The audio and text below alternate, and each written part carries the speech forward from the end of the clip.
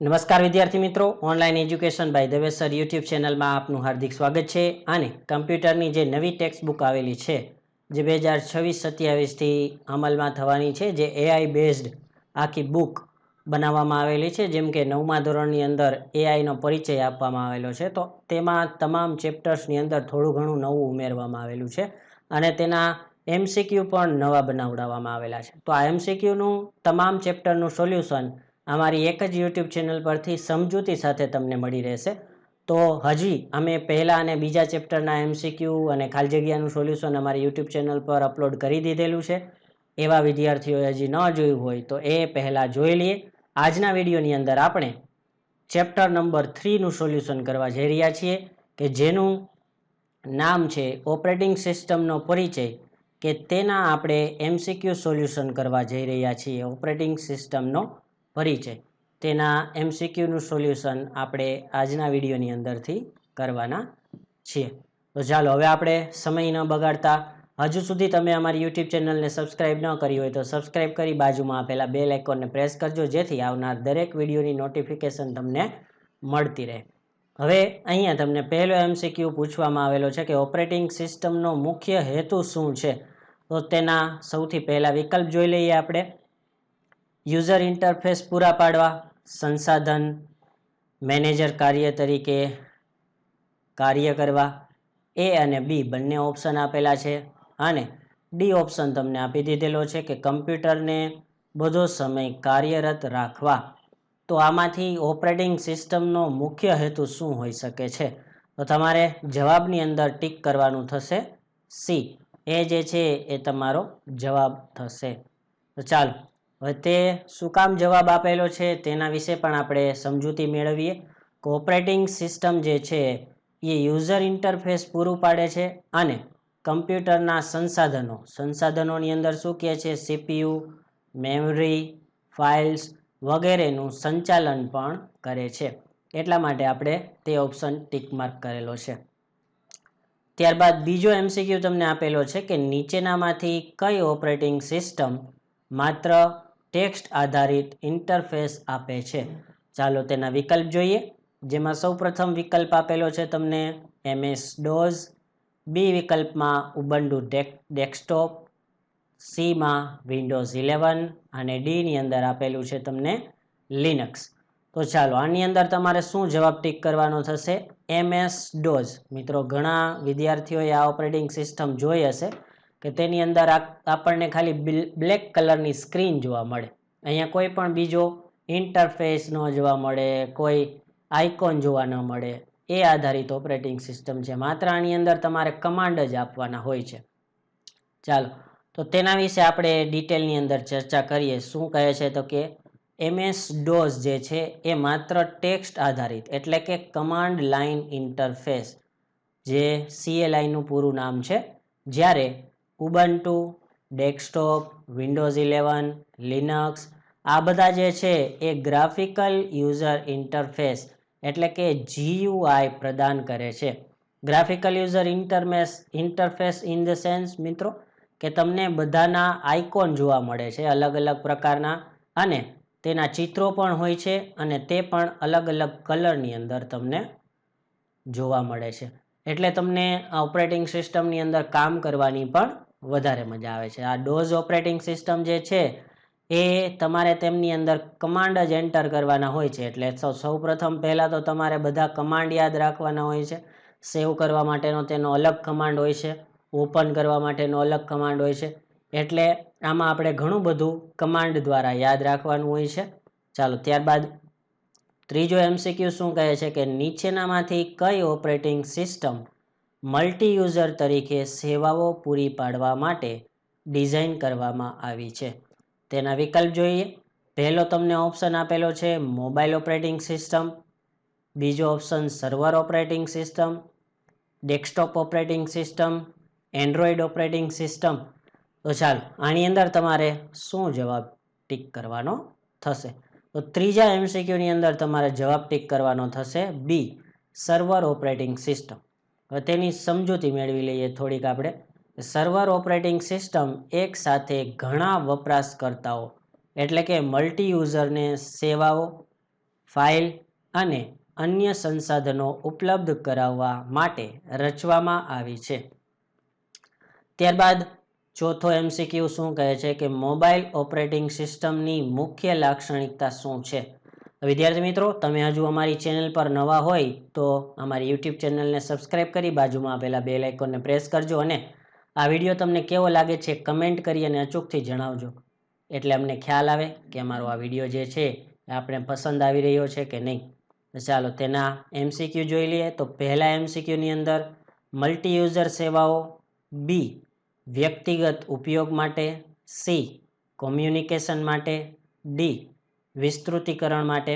ચોથા MCQ ની અંદર તમારે જવાબ ટીક કરવાનો થશે કમ્યુનિકેશન માટે, એટલે કે સી જવાબ તમારે ટીક કરવાનો થશે. તેના વિશે થોડીક ડિટેલની અંદર ચર્ચા કરી લઈએ કે મોબાઈલ ઓપરેટિંગ સિસ્ટમ ખાસ કરીને કોમ્યુનિકેશન એટલે કે સંદેશા વ્યવહાર, જેમ કે તેમની અંદર કોલ હોઈ શકે છે, મેસેજ હોઈ શકે છે, ઇન્ટરનેટ અને મોબાઈલ એપ્લિકેશનના ઉપયોગ માટે ડિઝાઇન કરવામાં આવી છે. ચાલો ત્યારબાદ પાંચમો MCQ જોઈએ. શું કહે છે કે નીચેનામાંથી કયું કર્નલનું કાર્ય છે? ચાલો તેના વિકલ્પ જોઈ લઈએ. સૌપ્રથમ પ્રોસેસને મેમરી ફાળવવી, IO ડિવાઇસ સાથે communication, process scheduling, user interface. કર્નલનું મુખ્ય કાર્ય શું હોય છે જનરલી? તો ચાલો તેના જવાબની અંદર તમારે ટીક કરવાનું થશે IO ડિવાઇસ સાથે કોમ્યુનિકેશન. જવાબ તમારે ટીક કરવાનો થશે વિદ્યાર્થી મિત્રો બી. કર્નલના મુખ્ય કાર્યોમાં મેમરી મેનેજમેન્ટ, IO ડિવાઇસ સાથે કોમ્યુનિકેશન અને પ્રોસેસ શેડ્યુલિંગનો સમાવેશ થાય છે. ત્યારબાદ પ્રશ્ન નંબર 6, નીચેનામાંથી કઈ ફાઇલ સિસ્ટમ એપલ સિસ્ટમમાં વપરાય છે? ચાલો તેના પહેલા તો વિકલ્પ આપણે જોઈ લઈએ. એ ઓપ્શનની અંદર આપેલું છે APFS, બી ની અંદર ext4, સી ની અંદર NTFS અને ડીમાં FAT32. એપલની અંદર કઈ ઓપરેટિંગ સિસ્ટમ વપરાય છે? તો તેમાં તમારે જવાબ ટીક કરવાનો થશે એ APFS. ચાલો તો હવે તેના વિશે આપણે ડિટેલની અંદર જોઈએ કે APFS મીન્સ થાય છે શું? એપલ ફાઇલ સિસ્ટમ, જેનું પૂરું નામ છે એપલની ઓપરેટિંગ સિસ્ટમ માટે ઉપયોગમાં લેવાતી ફાઇલ સિસ્ટમ છે, એપલ ફાઇલ સિસ્ટમ. સાતમો MCQ, ફાઇલનો ઉપયોગ ખાલી જગ્યા કાર્યનો ભાગ છે. વિકલ્પ જોઈએ મિત્રો. Process management, memory management, device management, સુરક્ષા અને ઉપયોગ માટેના નિયંત્રણો. ચાલો હવે તેની અંદર તમારે શું જવાબ ટીક કરવાનો થશે? તો સાતમાની અંદર તમારે જવાબ ટીક કરવાનો થશે સુરક્ષા અને ઉપયોગ માટેના નિયંત્રણો. જોઈએ તેમાં શું કહે છે આપણે ડિટેલની અંદર. ફાઇલો પર કોણ વાંચી અથવા લખી શકે અથવા ફેરફાર કરી શકે તેનું નિયંત્રણ એટલે સુરક્ષા અને ઉપયોગ માટેના નિયંત્રણો, મતલબ કે સિક્યુરિટી એન્ડ એક્સેસ કંટ્રોલ હેઠળ આવે છે. ત્યારબાદ આઠમો MCQ, ઓપરેટિંગ સિસ્ટમ ક્લસ્ટરિંગ અને લોડ બેલેન્સિંગ પૂરું પાડે છે. કઈ ઓપરેટિંગ સિસ્ટમ જે છે એ ક્લસ્ટરિંગ અને લોડ બેલેન્સિંગ પૂરું પાડે છે? ચાલો જોઈએ વિકલ્પની અંદર. A mobile, B desktop, C server, D MS-DOS. તો અહીંયા આઠમા વિકલ્પની અંદર તમારે ટીક કરવાનું થશે સી સર્વર જે છે એ તમારે અહીંયા જવાબમાં લખવાનું થશે. જોઈએ તેના વિશે શું કહે છે કે સર્વર ઓપરેટિંગ સિસ્ટમ ક્લસ્ટરિંગ અને લોડ બેલેન્સિંગ જેવી સુવિધાઓ પૂરી પાડે છે, જેથી એકસાથે ઘણા વપરાશકર્તાઓને કાર્યક્ષમ રીતે સેવાઓ આપી શકાય છે. એટલે ત્યાં આપણે લખવાનું થશે સર્વર.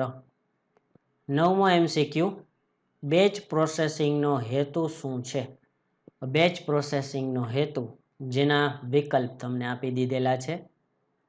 પ્રોસેસરનો ઉપયોગ વધારવો, પ્રતિભાવ સમય સારો કરવો, સી ની અંદર A અને B બંને વિકલ્પ, ડી ની અંદર ઝડપી અમલીકરણ, તો 9મા MCQની અંદર તમારે જવાબ લખવાનો થશે સી, મતલબ કે એ અને બી બંને જવાબો તેની અંદર આવશે. ચાલો તેના વિશે જોઈએ તો કે બેચ પ્રોસેસિંગમાં અનેક કાર્યોને એક સાથે સમૂહમાં ચલાવવામાં આવે છે, જેના કારણે પ્રોસેસરનો વધુ અસરકારક ઉપયોગ થાય છે અને કાર્યક્ષમતા, પ્રતિભાવ, સમય સુધરે છે. તો આ તેનું હતું, એ થોડુંક આપણે ડિસ્ક્રિપ્શનની ચર્ચા કરીએ. 10મા MCQની અંદર જોઈએ કે નીચેનામાંથી કયો સિદ્ધાંત પ્રોસેસરના સમયને પ્રોસેસ વચ્ચે વહેંચે છે?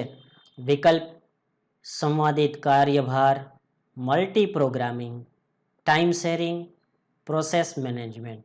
તો 10મા MCQની અંદર તમારે જવાબ ટીક કરવાનો થશે સી, ટાઈમ શેરિંગ. જવાબ તમારે ટીક કરવાનો થશે ટાઈમ શેરિંગ. ચાલો તેના વિશે જોઈએ થોડુંક વધારે. ટાઈમ શેરિંગ પદ્ધતિમાં પ્રોસેસરનો સમય નાના નાના ભાગોમાં વહેંચીને વિવિધ પ્રોસેસને આપવામાં આવે છે.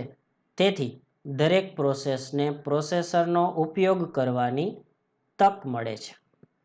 તો આ પ્રકારે તેનો જવાબ તમારે ટીક કરવાનો થશે. હવે નેક્સ્ટ આપણે જોવાનું છે સાચું છે કે ખોટું. તો હવેથી આપણે ચેપ્ટરની અંદર આપવામાં આવેલા છે ખરા ખોટા, તો તેનું પણ સોલ્યુશન કરવા જવાના છીએ. તો એ આપણે હવે અહીંયા જોઈએ. ખરા ખોટાની અંદર પહેલું તમને આપી દીધેલું છે કે સેલ ઓપરેટિંગ સિસ્ટમનું ઇન્ટરફેસ છે. સેલ ઓપરેટિંગ સિસ્ટમનું ઇન્ટરફેસ છે. તો અહીંયા તમારે જવાબ ટીક કરવાનો થશે ખરું અથવા સાચું. આ રીતે તમે ટીક કરી શકો છો. બીજું આપેલું છે ટચ સ્ક્રીન મોબાઈલ ઓપરેટિંગ સિસ્ટમનું ઇન્ટરફેસ છે. ટચ સ્ક્રીન મોબાઈલ ઓપરેટિંગ સિસ્ટમનું ઇન્ટરફેસ છે. તો આમાં પણ તમારે હા જવાબ ટીક કરવાનો છે, એટલે કે સાચું છે. ઓપરેટિંગ સિસ્ટમનું કર્નલ હાર્ડવેર સાથે સીધો જ સંવાદ કરે છે. તો વિદ્યાર્થી મિત્રો આ પણ સાચો જવાબ છે, એટલા માટે અહીંયા તમારે ખરું ટીક કરવાનું છે. ટાઈમ શેરિંગ સિસ્ટમ પ્રતિભાવ સમય મતલબ રિસ્પોન્સ ટાઈમ સુધારે છે. તો આ તો આપણે MCQની અંદર જ હમણાં જ સોલ્વ કરેલું છે, જેની અંદર આપણે આ જ ઓપ્શન ટીક કરવામાં આવેલો છે. તો આ ઓપ્શન પણ સાચો છે, એટલે કે અહીંયા તમારે ખરાની નિશાની કરવાની થશે. ત્યારબાદ MS-DOS મોબાઈલ ઓપરેટિંગ સિસ્ટમ છે. તો આ જે છે એ વાક્ય બિલકુલ મેચ ખાતું નથી. MS-DOS જે છે એ ટેક્સ્ટ બેઝ ઓપરેટિંગ સિસ્ટમ છે અને મોબાઈલની અંદર તો આ બિલકુલ આવતી જ નથી, એટલે કે આ વાક્ય જે છે એ ખોટું છે. તો આ પ્રકારે તમે ખરા ખોટાના જવાબ વિદ્યાર્થી મિત્રો ટીક કરી લેજો. હવે ત્યારબાદ આપણે ખાલી જગ્યા વિશે જવાના છીએ આગળ. તો ખાલી જગ્યાની અંદર તમારે શું શું જવાબ ટીક કરવાના છે અથવા લખવાના છે એ આપણે અત્યારે ચર્ચા કરીશું. તો હજુ સુધી તમે અમારી YouTube ચેનલને સબસ્ક્રાઈબ ન કરી હોય તો સબસ્ક્રાઈબ કરી બાજુમાં આપેલા બેલ આઇકોનને પ્રેસ કરજો અને કમેન્ટ કરી અને અચૂકથી અમને જણાવજો કે વિડીયો તમને કેવા લાગે છે. અને ડિસ્ક્રિપ્શનની અંદર તમને આગલા 2 ચેપ્ટરની લિંક પણ જોવા મળશે, તો એ વિડીયો પણ તમે જોયા ન હોય તો જોઈ લેજો. અને અમારા આ જ ચેનલની અંદરથી તમને તમામ પાઠના સોલ્યુશન મળી રહેવાના છે. તો અમારી YouTube ચેનલ સાથે જોડાયેલા રહેજો વિદ્યાર્થી મિત્રો. સોલ્વ કરીએ છીએ હવે આપણે ખાલી જગ્યા, જેમાં પહેલી ખાલી જગ્યા તમને પૂછવામાં આવેલી છે કે ખાલી જગ્યા ઓપરેટિંગ સિસ્ટમનો ઉપયોગ નેટવર્ક ઉપર સંસાધનો વહેંચવા માટે થાય છે. તો પહેલી ખાલી જગ્યાની અંદર તમારે જવાબ લખવાનો થશે નેટવર્ક. જવાબ જે છે એ તમને અહીંયા લખી આપવામાં આવશે. તો ખાલી જગ્યાની અંદર તમારે જવાબ લખવાનો થશે નેટવર્ક. ચાલો ત્યારબાદ બીજી ખાલી જગ્યા જે છે કનેક્ટિવિટી ઓપરેટિંગ સિસ્ટમનું મુખ્ય લક્ષણ છે. તો અહીંયા જે છે આગળ તમને ખાલી જગ્યા આપવામાં આવેલી છે. ખાલી જગ્યા કનેક્ટિવિટી ઓપરેટિંગ સિસ્ટમનું મુખ્ય લક્ષણ છે. તો તેમાં તમારે જવાબ લખવાનો થશે સર્વર. શું જવાબ લખવાનો થશે તમારે? સર્વર. ત્યારબાદ ત્રીજી ખાલી જગ્યા તમને આપેલી છે DOS નું પૂર્ણ રૂપ. તો આ પણ આપણે MCQની અંદર પણ જોયેલું હતું, તેમાં એનું પૂરું નામ નહોતું લખેલું. તો હવે આપણે પૂર્ણ રૂપ એટલે કે પૂરું નામ શું થાય છે? તો પહેલી ખાલી જગ્યાની અંદર તમારે લખવાનું થશે ડિસ્ક, DISC. બીજી ખાલી જગ્યાની અંદર ઓપરેટિંગ, OPERATING. અને ત્રીજી ખાલી જગ્યાની અંદર તમારે લખવાનું થશે સિસ્ટમ, મતલબ ડિસ્ક ઓપરેટિંગ સિસ્ટમ, DIS. ત્યારબાદ ચોથી ખાલી જગ્યા, તો કે આગળની પ્રોસેસરને પ્રોસેસર ફાળવે છે. તો અહીંયા આગળ ખાલી જગ્યા તમને આપી દીધેલી છે કે ખાલી જગ્યા આગળની પ્રોસેસરને પ્રોસેસ ફાળવે છે.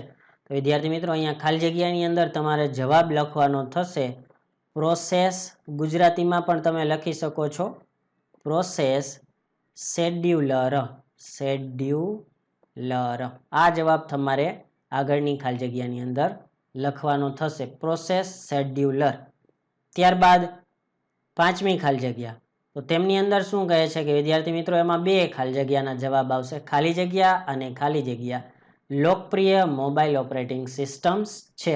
તો મોબાઈલ ફોનની અંદર કઈ બે પ્રકારની ઓપરેટિંગ સિસ્ટમો આવેલી હોય છે તમને પણ ખ્યાલ જ હોય છે. ઘણા બધા મોબાઈલ અત્યારે બધા વિદ્યાર્થીઓ મોબાઈલ યુઝ કરતા જ હોય છે અને તમે અત્યારે આ વિડીયો જે છે એ પણ મોબાઈલની અંદર જ જોતા હશો, મને જ્યાં સુધી આઈડિયા છે ત્યાં સુધી. જો મોબાઈલની અંદર જ જોતા હોય તો કમેન્ટની અંદર હા જરૂરથી લખી અને મોકલજો.